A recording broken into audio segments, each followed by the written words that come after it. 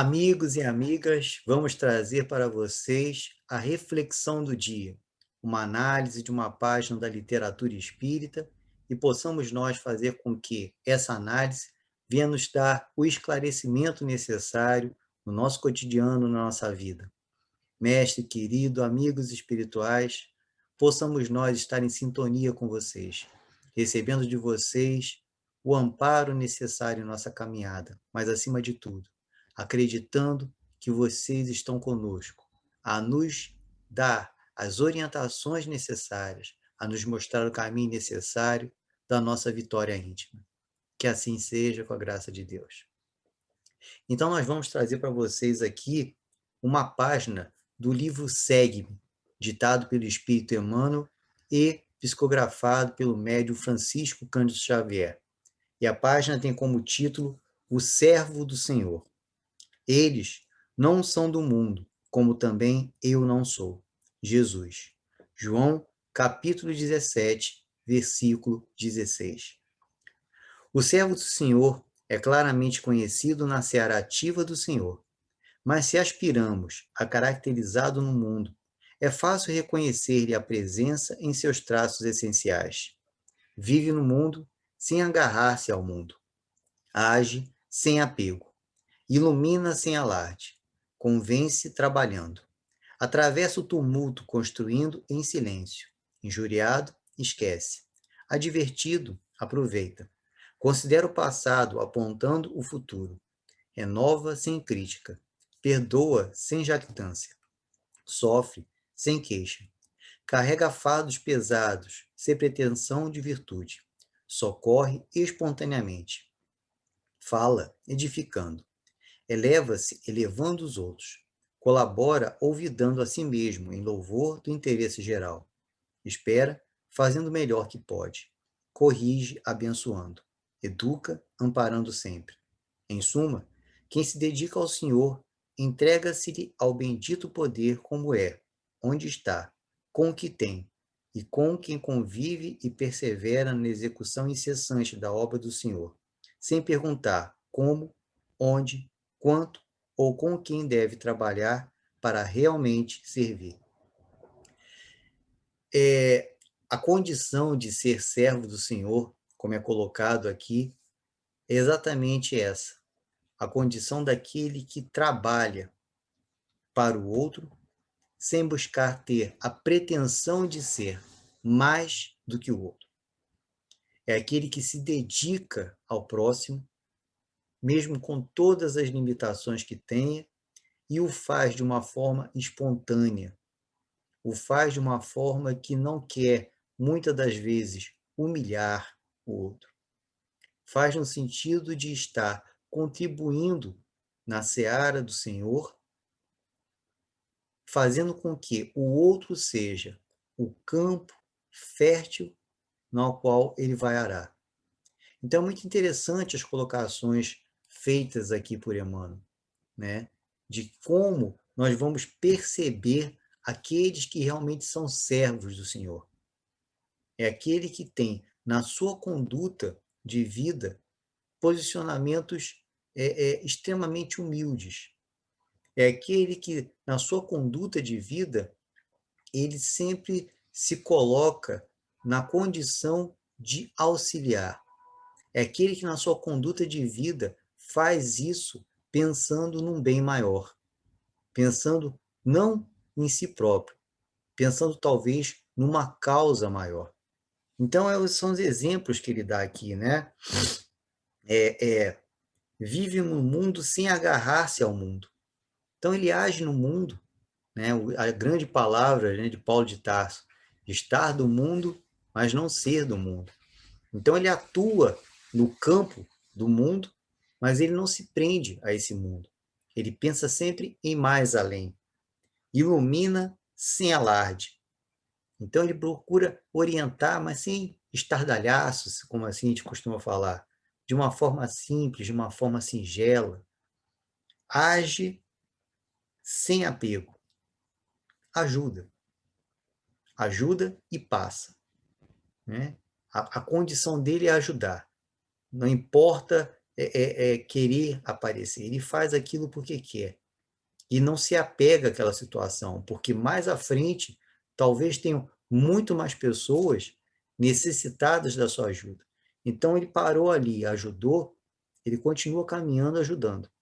Ele não busca ficar preso àquela situação, né? Convence trabalhando. Então, né, é aquele que convence no sentido de demonstrar ele próprio qual é a melhor conduta. Ele dá o exemplo, né?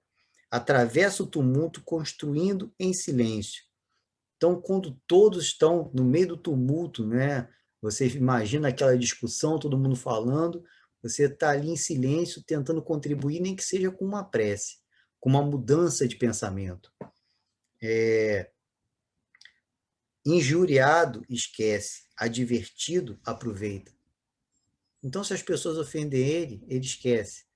Se alguém adverte ele de alguma coisa, ele tira daquilo o ensinamento. Ele aproveita aquele ensinamento. Renova sem crítica. Então, ele busca se renovar e renovar o outro, principalmente, mas sem criticar o outro. Sem humilhar, se assim nós podemos dizer, o outro. Né? Considera o passado apontando o futuro. Então, é você, às vezes, pensar em coisas do passado, mas fazer aquela meditação. Eu cometi esse erro, eu agi assim, mas eu posso modificar e eu vou me modificar. Perdoa sem jactância.